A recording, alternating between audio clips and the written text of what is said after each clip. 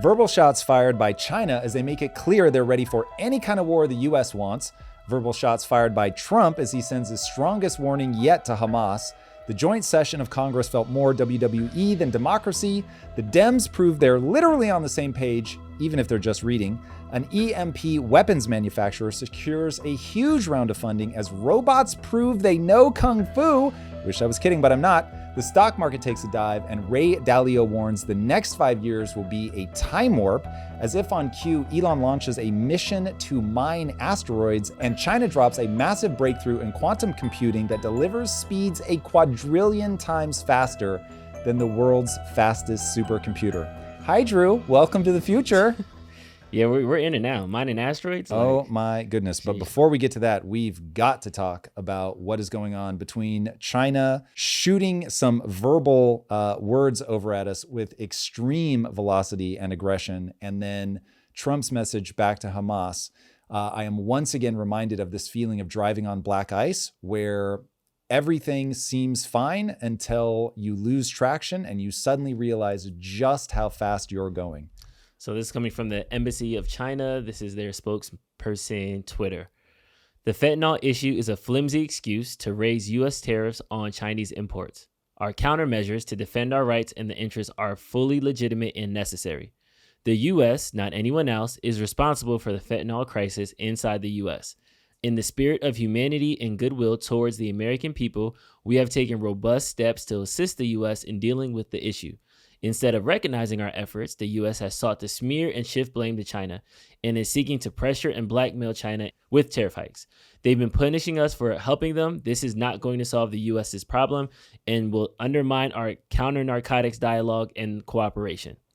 Intimidation does not scare us. This is when it gets interesting. Bullying does not work on us. Pressuring, coercion, or threats are not the right way of dealing with China. Anyone using maximum pressure on China is picking the wrong guy and miscalculating. If the U.S. truly wants to solve the fentanyl issue, then the right thing to do is to consult with China by treating each other as equals. If war is what the U.S. wants, be a tariff war, a trade war, or any other type of war, we're ready to fight till the end. Sheesh. Yeah, this is where being a student of history is really going to help everybody. So China believes that they suffered 100 years of humiliation, and they are never going back to that. They are never going to let people push them around again. And they have a very strong sense of national identity. They have a very strong sense of historical pride. I mean, China's thousands of years old. Mm-hmm. And so they bring all of that history, the length and breadth of their national history, as well as the recent sense of we're never going back to that. We're never going to be weak again.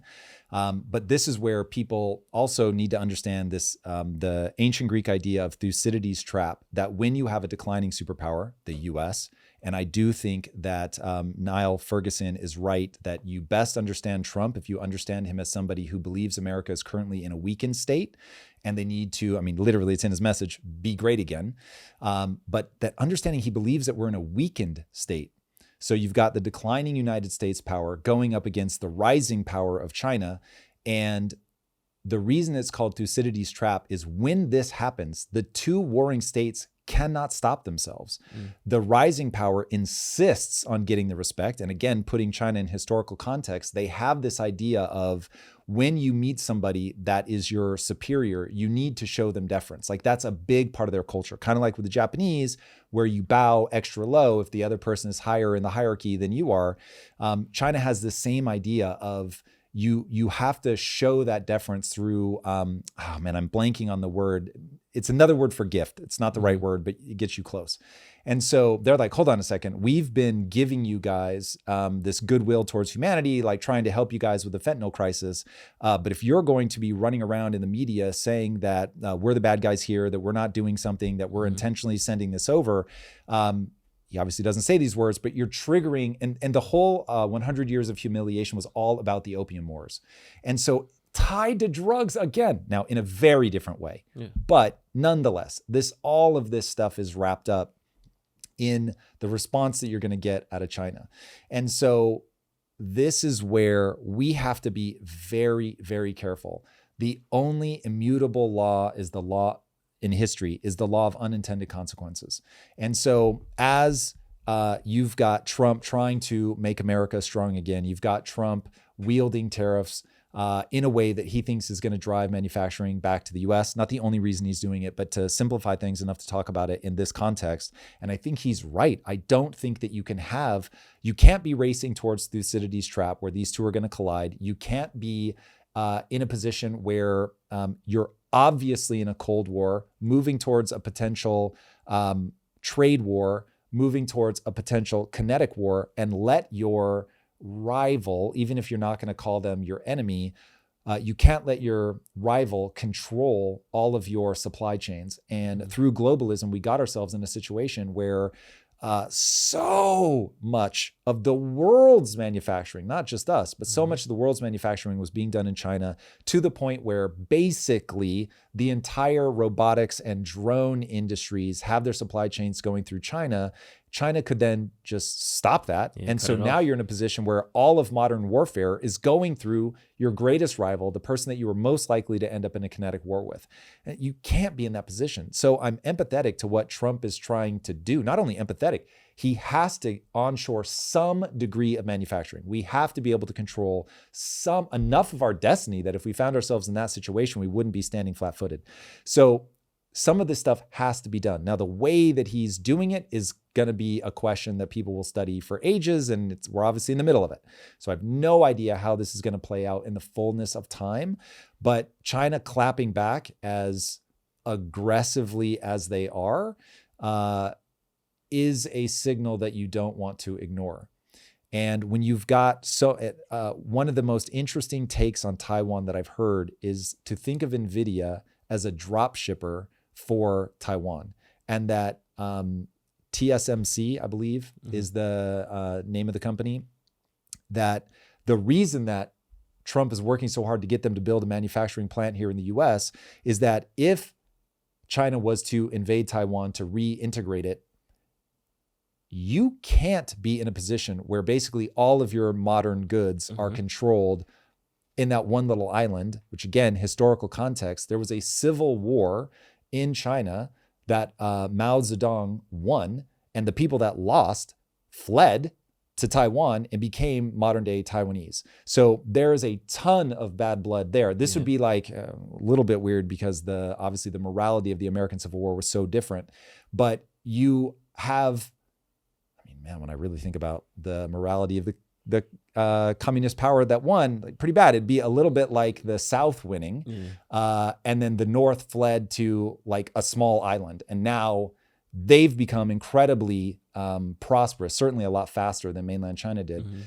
But anyway, you have that kind of blood between the two. And so Xi Jinping needs to be taken seriously when he says we are going to reintegrate Taiwan. So that's like the milieu of all the stuff that's happening that is behind that tweet. So when you read that tweet with the historical context, with understanding the supply chains, understanding where modern warfare is going, it's like, yo, this is one of those where, boys, if we could get diplomacy going, that would be a much better play, because I would much rather see Trump working behind the scenes with the Taiwanese companies that we rely on so much to bring their manufacturing to the US, but without being so aggressive publicly towards the Chinese in the form of tariffs. That would help a lot. We'll keep monitoring the situation. Trump hasn't responded yet. There wasn't any tweets or anything, but something that Trump did tweet was spicy words, and it happened while we were prepping for the show. We had to redo our intro. We had to kind of retool the show around to kind of cover this, but I thought this was fascinating. He tweeted this to Shalom Hamas, means hello and goodbye. You can choose. Release all of the hostages now, not later, and immediately return all of the dead bodies of the people you murdered, or it is over for you. Only sick and twisted people keep bodies, and you are sick and twisted. I am sending Israel everything it needs to finish the job. Not a single Hamas member will be safe if you don't do as I say. I have just met with your former hostages whose lives you have destroyed. This is your last warning. For the leadership, now is the time to leave Gaza while you still have a chance. Also, to the people of Gaza, a beautiful future awaits, but not if you hold hostages. If you do, you are dead. Make a smart decision. Release the hostages now, or there will be hell to pay later. Donald J. Trump, President of the United States of America. I think this is a wildly different take toward Hamas than what we've seen toward Russia, toward what we've seen to China. But how do you like this response to Hamas and the Palestine-Israel conflict? Okay, so this is one where I fully accept that I may be completely out of step with what a lot of people in America want. But I read this and I'm thinking, okay, listen, Sun Tzu has made it very clear that you are not a great military leader if you win 100 out of 100 battles. You're a great military leader if 100 out of 100 times you subdue the enemy without having to fight. Mm-hmm. And I think part of the reason that Trump got elected is people like the tough talk.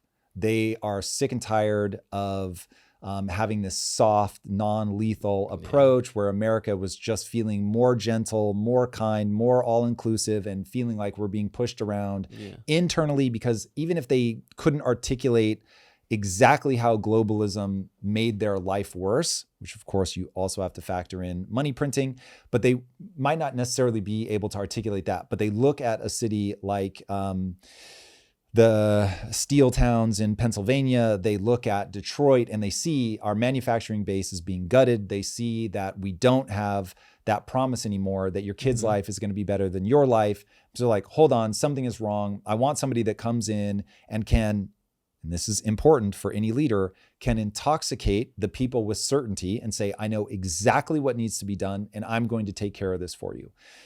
So I get why a lot of people are going to like that message. My beef is that I want to be inspired by the words that somebody uses. Mm-hmm. And reading this tweet did not feel cool to me.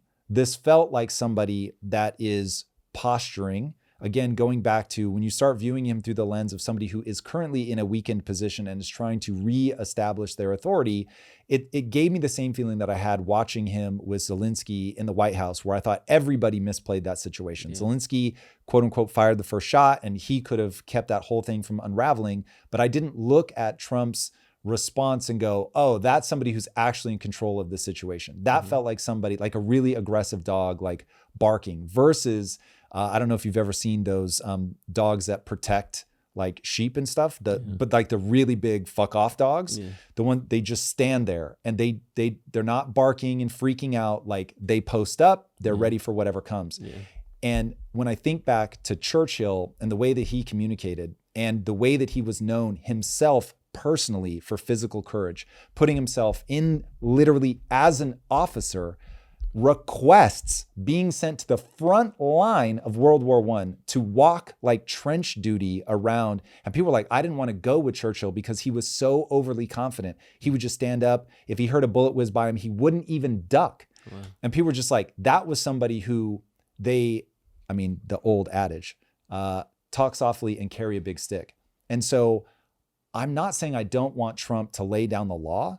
I love the idea of him saying, like when he said, you have until 12 noon, and if you don't at 12 noon, we're going to do XYZ. I didn't love the all hell will break loose, but fine. Like that one thing, draw the line, but then really do it. The fact that he didn't bite the last time, and now he's giving me a similar bark, but just like, I'm just like, hold on.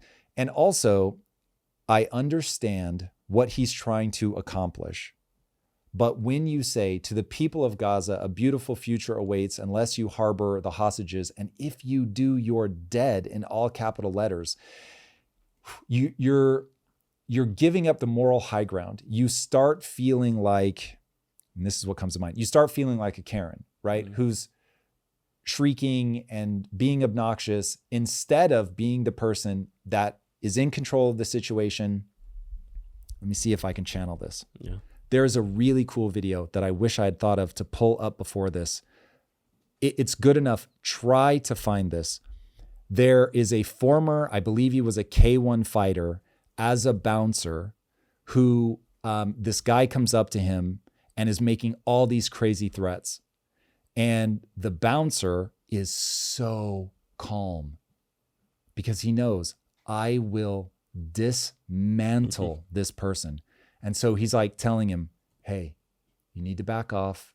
You need to calm down. And the guy is losing his shit. And you think, man, anybody in a weakened position, that's not it, is likely to really like it might be that No, it's not. Damn it. My apologies to everybody watching if we had found this ahead of time. But it was so impressive that the guy clearly he's not afraid. Mm-hmm. And when you get somebody who understands, I'm in control of this situation, I can completely dismantle you, and then they give that talk, it's like the speech in Taken. He's not yelling, he's not screaming, he just lets them know how it's going to be. That's what I want to feel. I want to feel that thing I feel when I read Churchill speeches, where it's like it is an orator who is so good at communicating and so believes that they're not going to lose, that he's able to get people behind him, because you're like, this guy represents me and he's making me feel like a badass. He does not make me feel like the guy who's about to get in a fight, who's secretly trying to back you down by posturing and yelling and all that. So that's what I want to feel from Trump. So this guy comes up to the club. He's like, let me in. And rewind that because I think it sets the stage. Okay, a loudmouth wants to get into the club. The bouncer doesn't let him in. The guy starts to make trouble. What the guy doesn't know, the bouncer is Michael Kerr, a kickboxing world champion. Okay, so first of all, the guy trying to get in the club is bigger than the fighter, which is part of what makes this feel so interesting, because the bigger guy is thinking, I've got this. And I'm sure he's bullied people his entire life by being the bigger guy. And he thinks that because he's bigger, he's stronger. But okay, play it. This is interesting. I'm going to read it because it's in a foreign language. What? Hey, let me into the club. Hey, what's up, son of a bitch? And then the guy walks in and touches deposit. And so the bouncer pushes him back and the guy says, don't touch me. And he calls him a bitch multiple times. Don't touch me, son of a bitch. Shut up. Do you want to kid me? Let us talk boldly like men do. What? Like men do, sissy. Who? Do you mean me? I will fuck your mother. All right, pay attention. Okay, so the yellow is the kickboxer. Pause it. Rewind it. So the bully said, I will fuck your mother. Okay, you're going to have to pause it each time because it goes by too fast. All right, so the kickboxer says, pay attention. 1, my mom is too old for you. 2, you can't fuck me because I am hetero. And then the other guy says, I will fuck you. It isn't possible. I'm not gay. Keep playing. And listen, I know you from somewhere. Okay, so look at this. The guy's already calmed down because the energy is so different. It's so weird. He doesn't know how to compute. This guy's not afraid of me. Keep going. What, you knowing me? From where do you know me? I know your face, says the bouncer. I think I know your brother. Which brother? What for a brother? You made trouble here already before, says the bouncer. I never made stress in my whole life. Okay, this is the bouncer again. Your brother's name, Rami, is. Okay, I don't think the rest really matters. But he ends up not having to fight. When you see that kind of energy, it so throws the other person off that they don't know how to make sense of the situation. Now, I am well aware that Hamas uses terrorist tactics. They are more than happy to die for their cause. And so you're not going to be able to use the normal playbook. But the thing that I think Trump often loses sight of is you're speaking to Hamas, but you're also speaking on the world stage. And you can tell that he doesn't have the energy of the person who is supremely confident that they're going to be able to deal with this. This is complicated. I'm not saying what I'm about to say is easy. I'm just saying this is the kind of thing you want to aim at. Imagine you're Israel. You know you've got in your back pocket all the cell phones, all the pagers. You've got a thing like that saved up in your arsenal. That's when, and I get it, they couldn't because Biden was president at the time, but I'm just the ideal scenario of how you want this to play out. You've got that thing in your back pocket and you say, guys, we're drawing a line. This day, this time, you're giving everybody back, including the bodies, or all hell is going to break loose. Not in all caps, just nice and simple. If they miss the deadline, boom, they all blow up. You go in, you swarm, you do whatever all hell breaks loose is going to be. You just do it. Like you're not saber rattling. You just do it. And you do the most gangster, like full blown, all in attack all at once. And you just play that card like to the nth. Then the next time that you go and say, dear whoever it is that we have conflict with, you've seen how we move. I'm telling you right now, you want to back off, do whatever the thing is. And then people know you're not bluffing. Your bite is far worse than your bark. Mm-hmm. When you draw a line, you stick to it. It's just been this really awkward thing here with him drawing lines that apparently Israel wasn't on board with. I don't know, but like it is diminishing his stature on the world stage. It even makes me, somebody who like wants to see him win, because obviously I want America to win. It makes me go, this doesn't feel good. This doesn't make me feel like you're in control of the situation. Yeah. And I really want to kind of loop back in like the general world stays about that, because there is a fight right now to minimize Islamic extremism. And I don't think Hamas has as much support as we think they do. So let's check out what Prince Mohammed said at the Future Investment Initiative. This is the Crown Prince of Saudi Arabia. To go back to what we were, the moderate Islam that is open to the world, open to all the religions. 70% of the Saudi people are less than 30 years old. And quite frankly, we will not waste 30 years of our lives in dealing with extremist ideas. We will destroy them today. Pause it. This was my original take on Israel-Palestine. Before I started looking very closely at it, I was like, look, I have no idea how this is going to play out. But what I do know is that this is going to be an economic game. You want to get people to the point where they believe the best way to make their children's lives better is to build an economic future where they can have a good life in this life, right? Because a big part of the hard part about being up against an extreme Islamist group is that, well, they believe martyring themselves for the cause is like the greatest way to have spent your life. And when you're up against that, you're never going to find peace. And that's why the hardest thing about this whole thing for me is what happens when you like the outcome, but you hate the way that you got there. Because if the outcome of the way that Trump and Israel are playing this literally leads to all of the Palestinians being moved off the land while they redevelop it, turn it into the, whatever he says, the Riviera of the Middle East. But if it brings peace and it works, what do you do with that? Because it's obviously wildly immoral to force people off of their land. But at the same time, like we've watched however many decades of just back and forth violence. And so something has got to give, something has to change. But hearing the Crown Prince talk about this, and there's a longer version, it's not this one, but in another talk that he gave, he really starts detailing out exactly how they're going to go about interpreting Sharia law, how they're going to, he said, look, we follow the Quran, the country is run on the law of the Quran, but basically everybody's got their own interpretation, and he starts walking through how you do this well. I doubt he would like the portrayal that I'm about to give, but this is exactly what it made me think of. The brilliance of British common law. The thing that makes common law so brilliant is it says, hey, there are just certain things that have withstood the test of time. And so you want to go with the things that have just been running for a while, because now you know the second and third order consequences. You know the incentives that you might not have seen coming. You've seen that all those exploits work its way through the system. And these are the things that have lasted for a long time because they yield good results. And that was the way that I took what he was saying is, look, there are there are interpretations of the Quran that have been used over and over and over because they yield good results. And then there are things that are newer, that are more idiosyncratic to the person that is pushing that interpretation. And so having these two things happening at the same time is really fascinating, because this is the way that you settle this. The specifics of it, I can't tell you.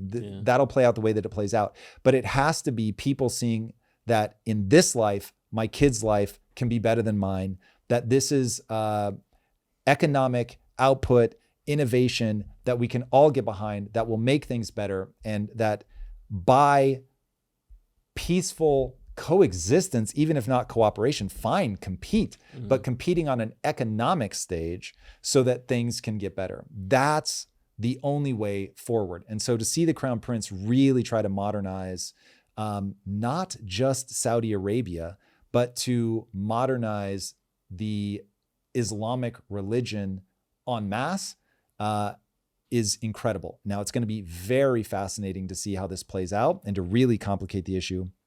One thing that I've been hearing talked about recently is that there are Muslims who look at what's going on with the level of extremism coming out of places like the UK, coming out of the Netherlands, and they're saying, we would never put up with this in an Islamic country. So like, what's going on that they're allowing this kind of extremism? Yeah. So man, I'm optimistic. I don't want to be naive, but I am certainly optimistic.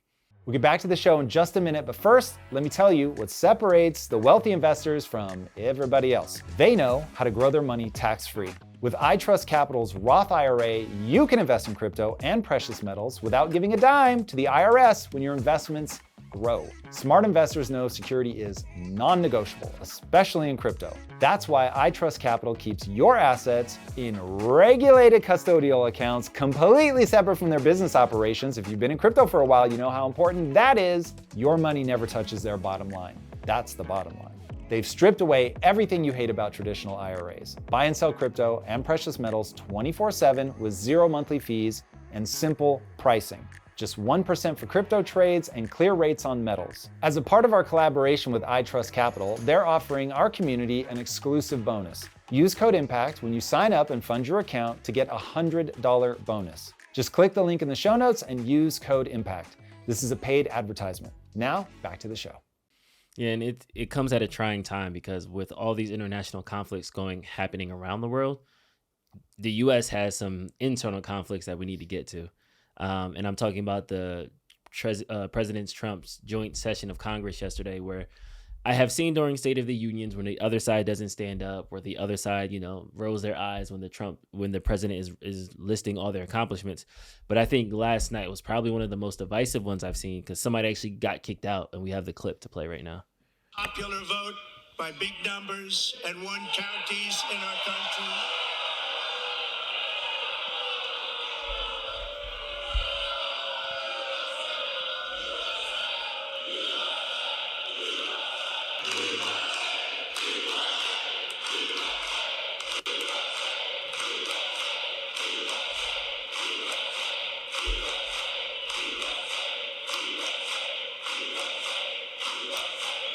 He's talking about the win. 2,700 to 525 on a map that reads almost completely red for Republican.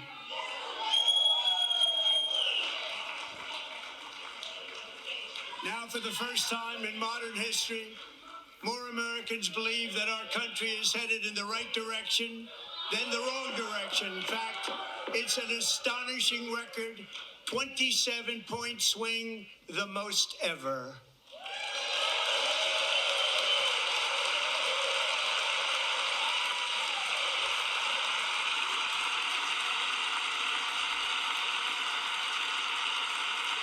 Likewise, small business optimism saw its single largest one-month gain ever recorded, a 41-point jump. That's Speaker Johnson bringing his gavel. To uphold and maintain decorum in the House and to cease any further disruptions. That's your warning.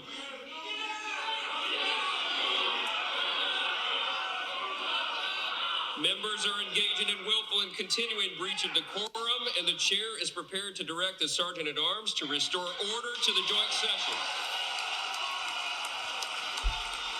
And then, spoiler alert, he ends up walking Senator Green out.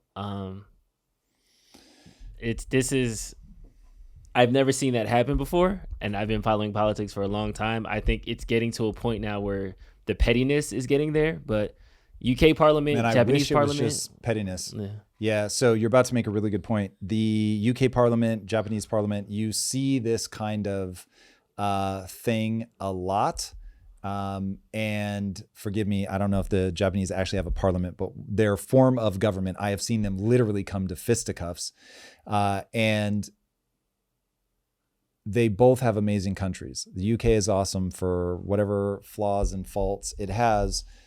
Same with Japan.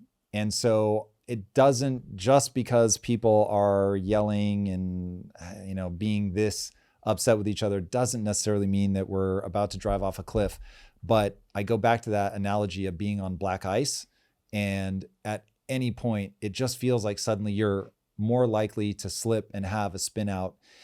What bothers me is I really had hoped, probably overly optimistically, that given that Trump had won the popular vote, that we would find ourselves not necessarily coming closer together, but not continuing to race apart at the incredible rate that we are. And this certainly feels like an acceleration. To your point, the fact that he had to be escorted out, that to me is a sign of division that people should just internally constitutionally, they should want to find a way back together, that they should, instead of focusing on divisive rhetoric with their own constituents, like saying something along the lines of what we say in business, which is I disagree, but commit. So it's like, hey, he is the president. And obviously we have 3 branches of government for a reason. So we're not just going to roll over and do whatever he wants. But at the same time, if we all have the desire to make the country better, let's find those things that we can have in common. And if we had a congressperson or a senator that was, even if they were just using it as a PR battle, going and saying, here's what I think the Democrats and Republicans not only can agree on, but they ought to, as an order of morality, agree on. Things that are in the middle. And that means you're going to have to make concessions. We as Republicans have to make concessions. We as Democrats have to make concessions. And painting a picture of how to bring things together. This is one of the things that I hold myself accountable to, is rather than just banging a drum and being on a team and saying like, oh my God, these guys are idiots, and talking about all the places that we should stand up and cheer. And look, there are going to be plenty of commentators that are pointing out whatever side they're on. They're just going to point out all the ways that the other side is stupid, and their audience is going to love them for it because it lets you be on a team, lets you be on a tribe, and you get a cheer. The thing that I hold myself accountable to is saying, okay, what do I want to see? And that's what I want to see. I want to see somebody put forward, what are the ideas? Like, if you think that Trump is wrong, what are the ideas that aren't your tribe's version where you know that the other side's going to scream just as loud? Like, what are the things you really think would work? And to me, it all begins with, you have to state what your end goal is. You have to state what your value system is. And then you have to state the things that you believe that you think will actually lead to reaching those outcomes. And then it's like, great, you've now put forward a hypothesis. That hypothesis can be tested. And yes, it means that you can be found lacking and that your constituents go, well, you've been wrong so many times. Like, you tried all those things. None of them worked. We want you out. And people are so afraid of being able to be held accountable that they would rather be reelected than to actually take the country somewhere good. And that I find mortifying. And my hope is that in the age of social media, that somebody could create a platform where they're able to be heard enough that they could continually be the voice of reason. But that is certainly not what we saw in this session. And the Democrats are certainly using social media for other methods. Elon retweeted, now we're up to 22 Dem senators, and end up being 23, all doing the same cringe video simultaneously. I will buy a Cybertruck for anyone can provide proof of who wrote this particular piece of propaganda. And then Destiny retweeted it. Good. This is what Dems need. Consistent messaging. This is what MAGA has been doing for 10 years. And for those that didn't see it, this is the video. Starting on day one. That ain't true. That's what you just heard. Since day one of Donald Trump's presidency, prices are not down, they're up. Inflation is getting worse, not better. The prices of grocery, gas, house, eggs, of All right, you can pause it. It goes on. And listening to it, it's actually hard to tell, but they are saying verbatim the same thing. So look, okay, so I like Destiny. I have no idea if that feeling is shared, but I like Destiny a lot. Having values that are shared, I like. Being able to talk authentically about those values, I like. Having a goal as a party of where we want to end up and being able to articulate that message about where you want to see people end up, I like. But having everybody reading a script like that, where they're trying to pass off as if they are thinking of it off the top of their head, that feels so outdated. Like I remember the first time somebody started getting clowned on for this, and it was Vin Diesel. He was promoting the movie where I had to gain a bunch of weight. I forget what movie it was. And he told the same story the same way over and over and over. And I get it because I do the same thing. Like you'll get a story that you're so used to telling, you say it the same way over and over. It's bad enough when it's one person just doing it on different platforms. It's something else entirely when everybody in your party is saying the same thing, because it makes them sound like NPCs. It makes them sound like they're on rails. The thing that people are responding to with Trump is that he thinks for himself. Say what you will, man, but you are getting Trump. Like he cannot help but reveal himself. He is always like, I'm like, dude, he's telling you how the machinery of his mind works. He's telling you how the machinery of politics works. He can't help himself. So I think for the Democrats to be able to even the playing field, you've got to get people in there that themselves really understand, like, this is what I believe. This is where I'm trying to get us. This is how I think we get us here, that can speak extemporaneously, that don't mind people coming after them. I mean, something Destiny himself is extraordinarily good at. You can put him in the most hostile room ever because he thinks for himself, because he understands how all the pieces connect. You can't anticipate always what he's going to say. He will surprise, certainly me, routinely. This is somebody who has a high functioning worldview, whether I agree with everything or not. It's a high functioning, cohesive worldview. And so you can come at him in any way that you want, and he's going to be able to handle himself well. And you're not seeing that out of the Democratic Party. And so I want to see two sides that are approaching each other as equals, that really have players of equal ability on both sides of the fence. But on one side, you've got clearly people that are not afraid to think for themselves. And then on the other side, you have people that are literally sticking to the script, which is the very thing that people were pushing back on. So I'm like, oh my God, you guys are going to end up in a death loop. If I could try to steel man it for a second, what's the difference between like a business having a sales team that all has the same exact script and saying, okay, go recruit, go sell these products for us? Isn't that what the Democrats are doing with these identical videos, that they're just trying to say, hey, this is the message to our constituents. This is what we want everybody to know. Everybody cover these 3 points. Here is a script so you know exactly what to say. Go in your office and record it. Okay. When you have a salesperson and you say, all right, here's the script. All you have to do is read it. They're magic words. Just say them to people when they ask you a question. The second you get asked a question that you weren't expecting, if you don't understand why the script is the script, meaning the key points, why you're better than the competition, what the value proposition is that you offer, human psychology, why it's in the order that it's in, because it's building blocks that are trying to lead somebody somewhere. When they give you an objection, you're not going to be able to handle the objection. You're not going to be able to say, I get where you're coming from. Let me explain why this works. Because they don't necessarily understand what's driving it. They don't understand, okay, I'm trying to end up here, and because of my value system dictates why I want to end up there. And then the things that I believe about the world mean that we have to navigate in order to get there. When you don't have that, you are literally parroting talking points. And the second that somebody asks you a question that isn't on the script, you stop. This is like fake martial arts versus MMA. In fact, that is the perfect way to explain this. When you see somebody that knows how to do Kung Fu, when the other person is doing Kung Fu looks awesome. When you see somebody that knows the forms of karate go up against a BJJ practitioner who can break your joints 76 different ways, all of a sudden karate looks stupid, because if they get you on the ground, you're toast.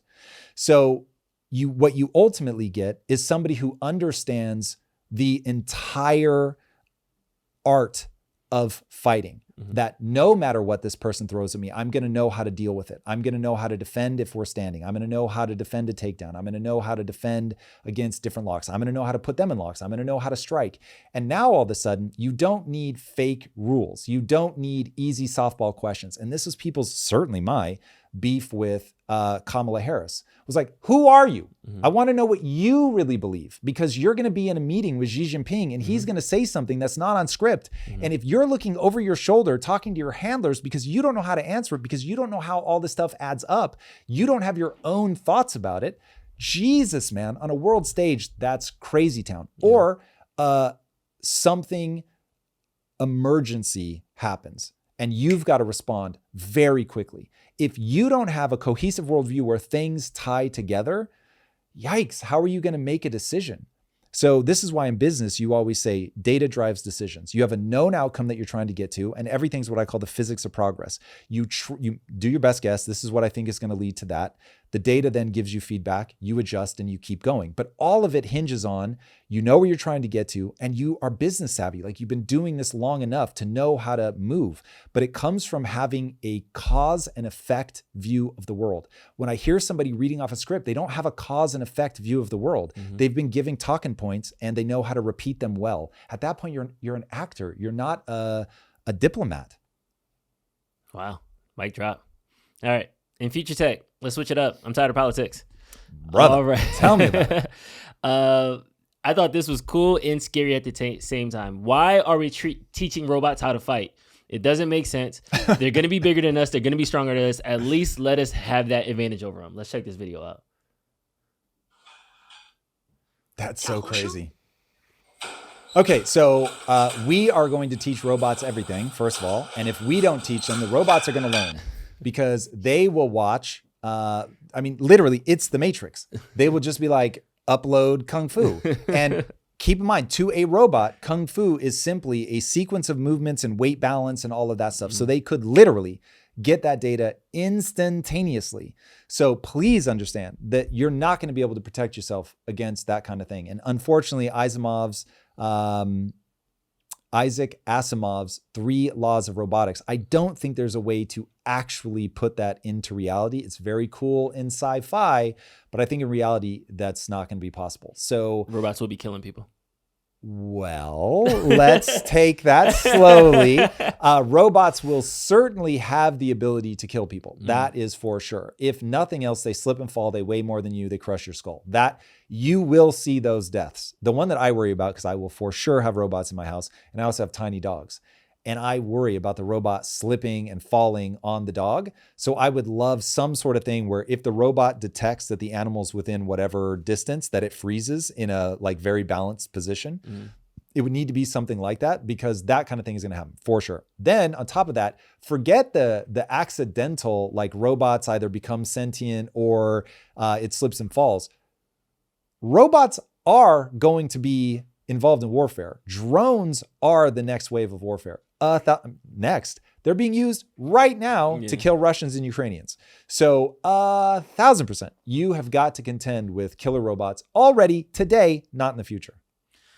Well, luckily, Epirus, I'm going to go with Epirus. It sounds more like they're not trying to kill us. They just announced a $250 Series D fundraising round for hyperscale Leonidas production capability for critical asset protection. That is a fancy way to say we're about to get an EMP. Yup. To keep pace, we must move from one-to-one engagement mindset to one versus many. I love how they sum up war in that way, because to your point of like drones and swarms, I think war is going to fundamentally change, just like everything else is going to change with AI, robotics, and things like that. Dude, imagine you're a ship in the middle of the ocean and you see a swarm of 10,000 drones flying towards you. There's nowhere to go. Sheesh. They can outmaneuver you. They're faster, and each of them carries a munition. And you just drop all 10,000 bombs.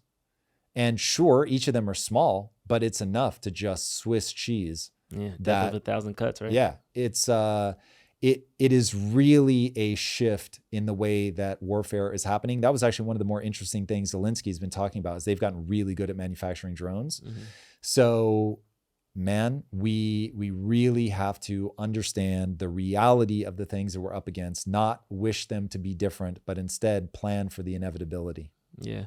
And I think that this is the perfect segue into Ray Dalio's clip that's really going to talk about the next 5 years are going to feel like they change faster than anything else we've ever seen before. That is a certainty. I do believe we're going to go through a time warp, okay? What I mean, it's going to feel like you're going through over the next 5 years. And that environment is because of these 5 major forces that do all of these things, and the changes in the technologies, particularly artificial intelligence and related technologies. So the world 5 years from now. Here's the thing you have to understand about Ray Dalio. He's been engaging with AI longer than most people that can hear my voice right now have even thought about it, because trading and investing has been relying on AI for a long time now. So this is not some old guy who doesn't know about AI. This is not some old guy who's terrible at predicting the future. This is the man who's made more money than anyone, as far as I know, in human history based on the ability to see the future, bet on it, and be right. He built the largest hedge fund in the world, which is precisely what they do. They look at the entire globe and say, where are we going? And they get there, they get that understanding faster than anybody else. That's the guy telling you, yo, AI is about to change things at a rate that your mind is not prepared for. Crazy. Is going to be a radically different world. And I don't know what that's going to look like when you go into the world of quantum computing and what quantum is like in so many different ways. It raises questions of, what is that like? I'm not smart enough to tell you what that world is going to look like. All right. So the guy who has built this incredible company off of being very good at looking into the future is talking to you about the technological singularity. He may not know those words, but that's what he's talking about. He now realizes I can't see into the future in the way that I used to be able to. And we talked about this maybe a week ago, that Elon tweeted out, we are now standing on the event horizon of the singularity, meaning the people that are making the AI, they all realize, like this is moving so fast that the rate of change is going to create a kind of future blindness. Future blindness scares me literally at every level. As a business owner, where do I put capital? I find myself like glitching between deploy capital as fast as you can because things move so fast. You've got to get to that thing first because it's going to be a winner take all scenario, and reserve your capital because things get so much cheaper so fast that every dollar you spend today is like spending $10 tomorrow. So you'd be in a much better position waiting because now you're going to get 10x the output of the dollars that you spend. So it is, this is going to be weird. It is going to be a period of disruption, the likes of which we have never seen before. We'll get back to the show in a moment, but first, I have an important message for entrepreneurs. You did not start your business to play small. You started it to build something extraordinary. But here's the truth. Big visions require big tools. That's why I recommend Shopify to every entrepreneur who's serious about building a business. It's not just a sales platform. It's a partner in your growth. Shopify powers some of the biggest brands out there like Alo, Allbirds, and Skims. It's the backbone that lets them sell seamlessly, whether it's online, in-store, or even on social media. With features like Shop Pay, they boost conversions by up to 50%, turning browsers into buyers and dreams into real hard revenue. Upgrade your business today. Sign up for a $1 per month trial period at shopify.com/impact, all lowercase. Again, go to shopify.com/impact to upgrade your selling today. That's shopify.com/impact. And now let's get back to the show. And literally right on cue, as soon as Ray Dalio says that, China just takes a massive leap forward in the quantum computing arms race. Its latest model crushes Google's latest quantum benchmark by 6 orders of magnitude. This is their quote from the University of Science and Technology of China. We have successfully executed a larger scale random circuit sampling than previously achieved by Google, further widening the gap in computational capabilities between classical and quantum computing. Okay, this is where we have to say the word quadrillion, because this breakthrough is nuts. So their breakthrough in quantum computing delivers speeds a quadrillion times faster than the world's fastest supercomputer. Dude, now, it is very important to note, quantum computing is still in its infancy, and this is a long way off, but whoa. Like the fact that they're, one, evolving as rapidly as they are, and two, what they're showing is this isn't going to be a little faster than traditional computers. This is an insane amount faster. Now, one thing I want people as they begin to build their mental model of what quantum computing is a different kind of computing. So this isn't necessarily going to go head to head with whatever will be the supercomputer of that day. It's for a very different thing.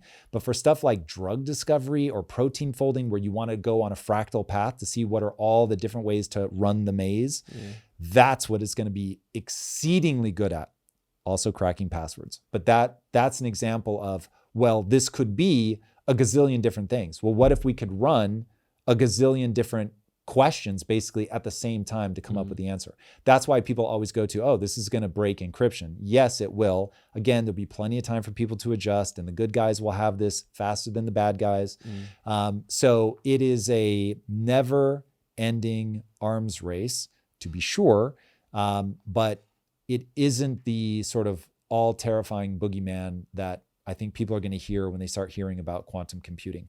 More than anything, like, this is exciting to me that we're actually making tangible breakthroughs in physics in the level of like qubits, like a thing that's like there that we can actually do something with. It's crazy. But speaking of races, the space race just got a lot more interesting. This is crazy. I didn't even know this was about to happen. Elon just launched Odin, which is a SpaceX Falcon rocket, and it's a private spacecraft on a mission to scout an asteroid packed with platinum and other rare metals. So here's the plan.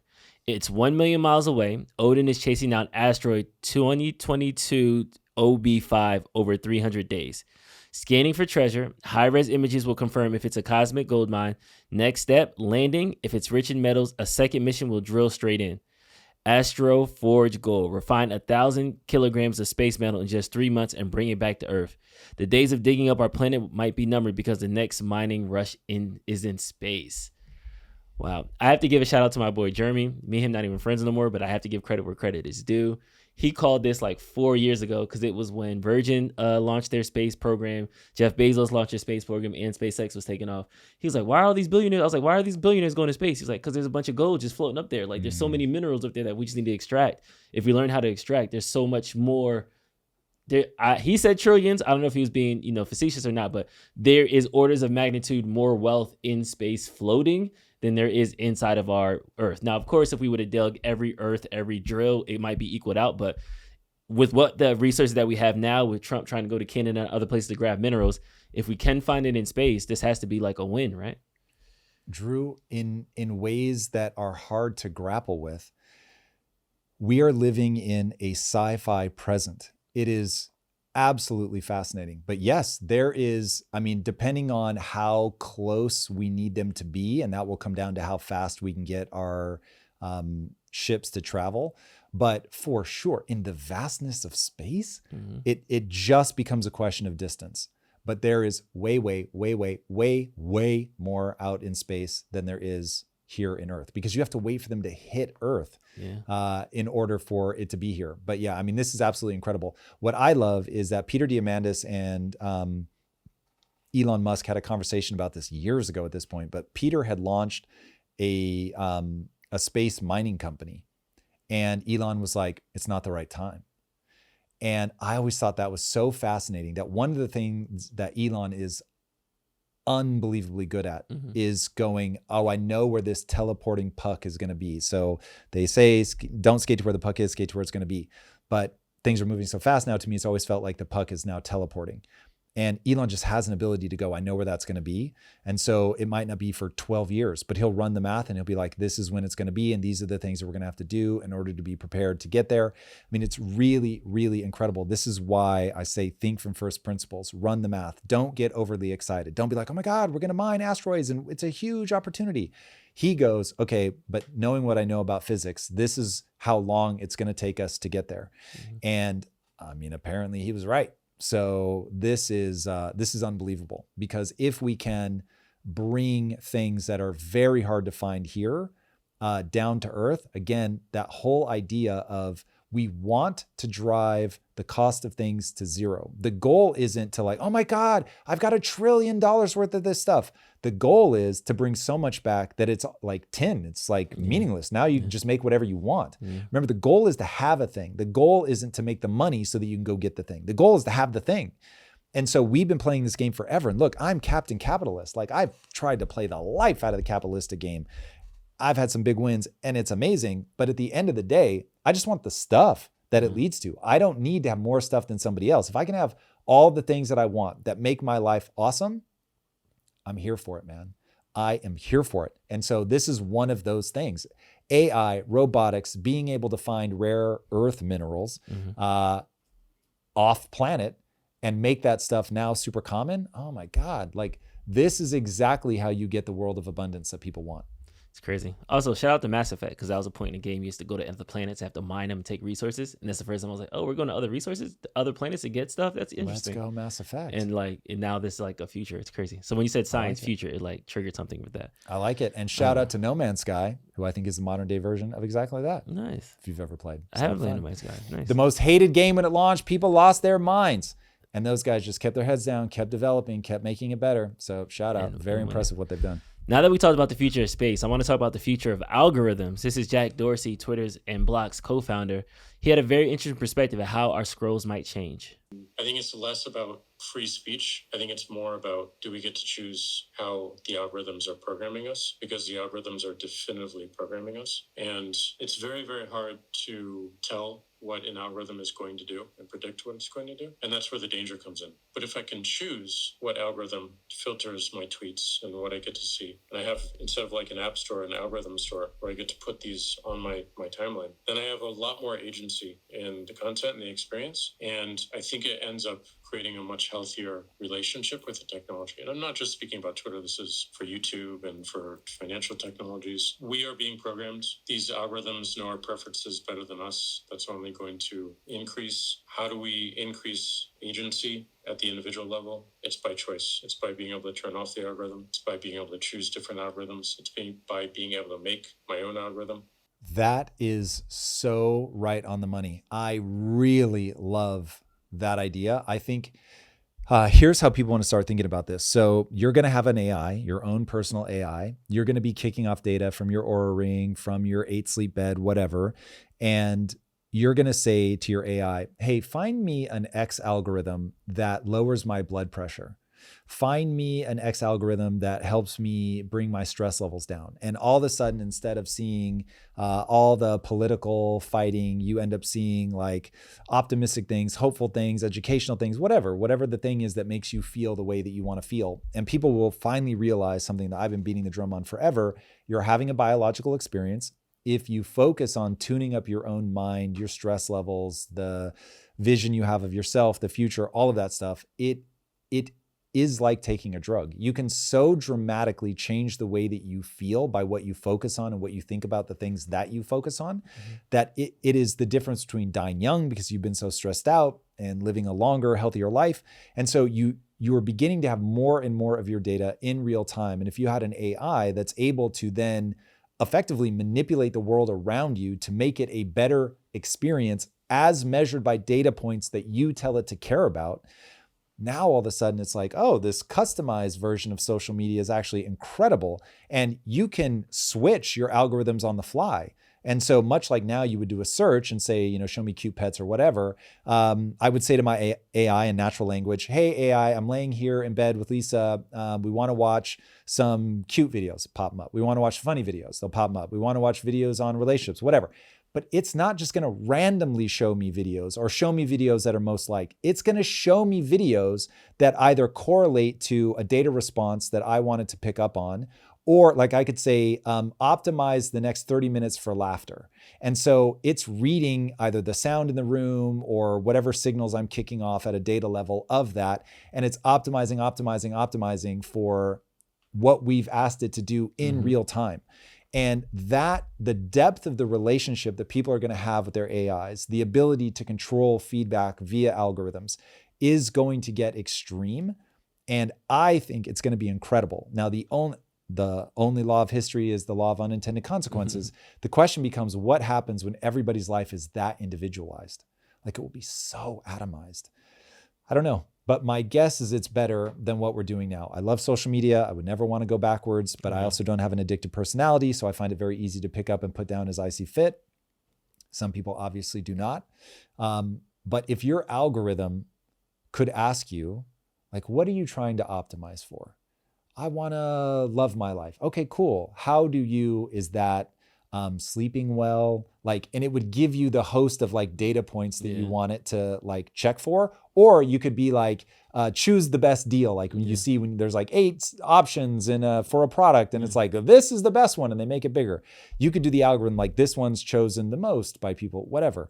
That stuff is going to be incredible. It is going to be a tailored world. And as long as you pick the right metrics, it won't be tailored and leading you to a deranged state. Yeah.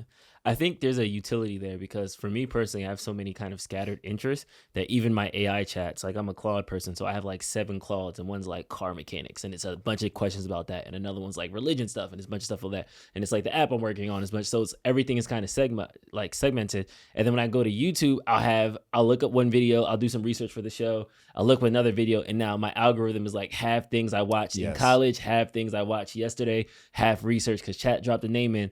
And I think I like this scenario that Jack is kind of proposing because I could just kind of go and click and be like, okay, work mode, boom. And then now it's an algorithm for everybody that's associated with the show. Or like, okay, personal mode, boom. And now it's all the video, personal growth videos and things that I watch personally. And you can kind of customize what you want to see at that point.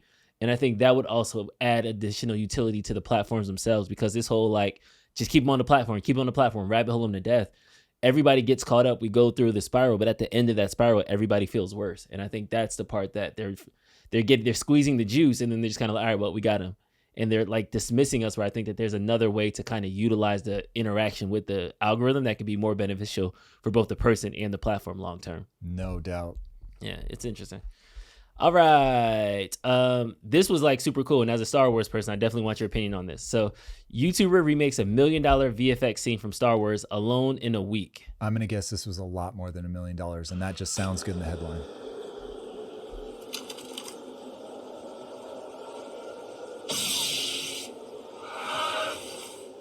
When they show the shot by shot comparison, you see that this is exactly that. It's crazy.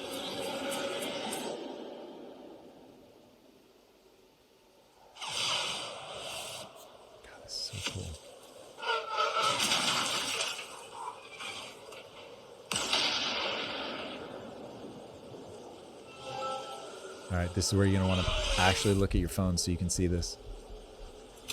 This is the shot-by-shot comparison, and you see it is frame perfect. I don't know. I might spend a couple $1 million for that smoke. I have to say that the dust is pretty cool. That's the one thing Star Wars has over the remake.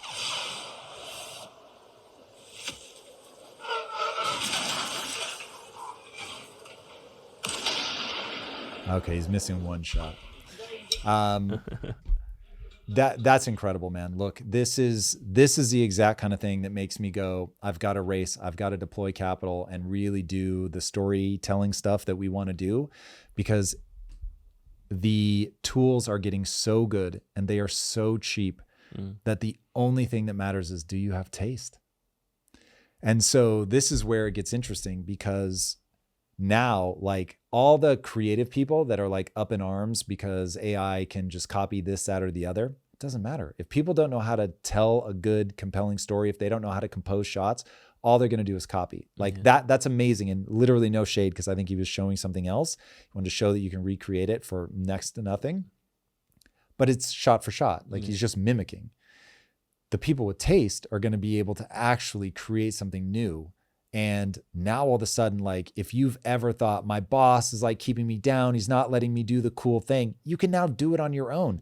Like the guy that is considered by many to be the biggest influence on the look of the original Into the Spider-Verse, which, man, if you remember when that came out, I watched that trailer so many times. I'd never seen anything that cool. I was so amped for that. That guy got fired. Wow. Because I guess he was a pain in the ass to work with. But now from that guy's side, I don't have to convince anybody of anything. I can just do my thing. All these tools, now I can do it myself. And so we are about to find out, like, there are going to be no gatekeepers. We are going to be able to see who's got something to say, who knows how to say it well, who's got taste. And so this is that great equalizer, man. No more complaining. Don't waste time. Just go do your thing. And I'm telling you, if you plan to do this, if you plan to use AI, AI is not quite there yet. But as evidenced by that, like, these tools are getting so good, you want to be doing it now. Do not wait until it's push button perfect to get started, because by then the players will have established themselves. Look, there's always room for the best. So even if you come into this late or you're a kid or whatever, and it's not your time yet, don't panic. But man, in this moment, if you can be the person at the bleeding edge, if you can be the one deploying the stuff before anybody else, you can really make a name for yourself. Okay, Tom, give us the exclusive. You told us not to wait.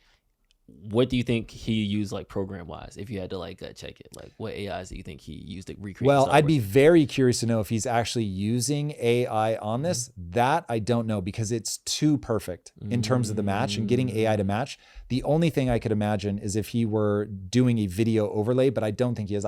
I would like to think he would consider that cheating. Yeah. So my gut instinct is that he's doing things like, and I haven't researched this, so I don't know. Yeah, but if I had to recreate this, I would do the following. So I'm going to get my background, which that could be entirely fake. So that you'd be able to generate pretty easily. I'm going to film myself running on some setup. I mean, it could be a big warehouse. It doesn't matter. AI is very good at that. And then saying, okay, over here on something like Midjourney, I've developed that plate. And then I'm going to pull that into something like Runway ML, which has the ability to use the structure of your video, meaning the person will be in the same place. They'll still be running. If you want mountains or whatever, they'll be in the right place that you want them in the shot. And then you overlay that on top of the video. So you run that process on it. So now instead of you running in a warehouse, it's you running in front of the mountain sequence. But the camera work, all of that stuff is all going to be the same. And then the special effects is probably the one thing that was AI. I guess he could do it in something like After Effects as well. It's hard to know if he's using After Effects, Adobe, Firefly, they have stuff like that. Generate AI too and then now. You've got AI stuff. So it could be any one of those. But all of them now have generative fill. They have like, you can control the size and all that of the explosion. So I wouldn't be able to look at that and tell you exactly which of the tools that he used. But the thing that I think is the most exciting right now in AI that would help him, whether he used it or not, is that ability to keep the structure known as, but then change it to, okay, now it's Lego. Okay, now it's in Iceland. Okay, now it's in the desert. And it will just change it out. It's crazy. And it looks photorealistic. It's insane. Love it. Love it. All right. It's everybody's favorite update. Streets is trash. Let's go. This was an interesting post. I don't know if I agree or not though. But I had a very different like upbringing. This isn't Streets is trash though. This is just men be women. That's my fancy name for our relationship segments. I just want to let everybody know I'm still single out there, ladies. DMs is open. No, I'm joking. All right. They're not open? No, I'm joking that the streets are trash. My DMs are open for the right one. You saw the hair flip? You saw the hair flip? All right. Maturing in marriage is realizing that when your husband says he'll do anything for you, he means fighting bad guys and dragons and shit, not folding clothes and washing dishes and stuff. As a married man in the room.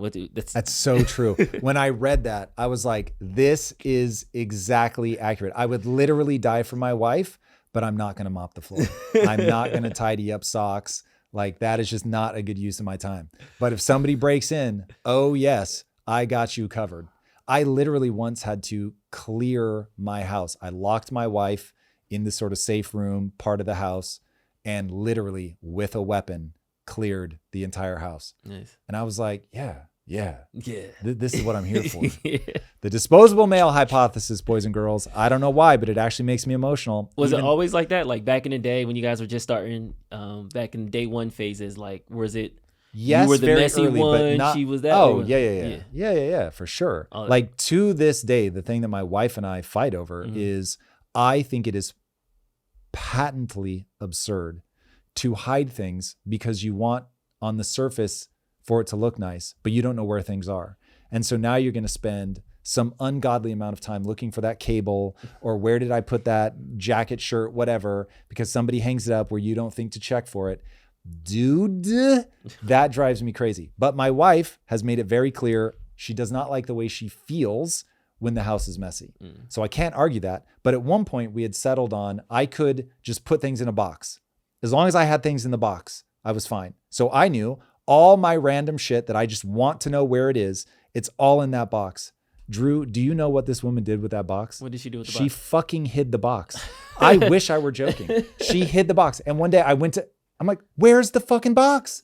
And she's like, oh, well, so-and-so was coming over and I didn't want it to be left out. I was like, we literally came to an agreement. As long as I kept it in the box, I was fine. And so now the box is hidden. Man. Yeah. It's messed up, Lisa. It really do be like that. All right. That's all I got. All right, everybody. If you have not already, be sure to subscribe. And by the way, if you like podcasts, we are wherever podcasts are found. And if you're enjoying this, make sure you give us 5 stars. We are on a mission to get that rating up. All right, until next time, my friends, be legendary. Take care. Peace. If you like this conversation, check out this episode to learn more. Putin says Russia is open for business in the world's weirdest auction. Videos supposedly showing Ukrainian men being kidnapped and sent to the front lines surface on X. Elon refuses to tell Rogan the main method of governmental corruption because he fears for his life.